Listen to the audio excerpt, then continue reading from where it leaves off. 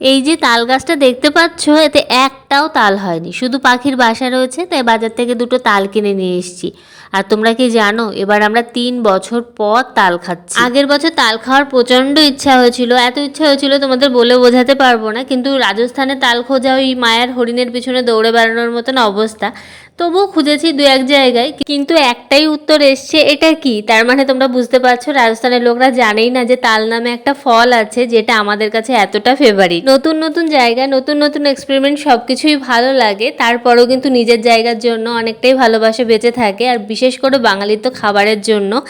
তো তোমাদের সাথে কথা বলতে বলতে দেখো তালের পাল্প কিন্তু আমি বের করে ফেলেছি। আজকে বড়া ভাজবো না, আজকে বানাবো তালের ক্ষীর। তার জন্য আমি ফোটানো দুধ নিয়ে নিয়েছি, তার মধ্যে দিয়ে দিচ্ছি তালের পাল্প, আর মধ্যে নারকেল কোড়া দিচ্ছি, আর অল্প চিনি দেবো, কারণ একটু টেস্ট করে দেখেছি তালটা বেশ মিষ্টি আছে।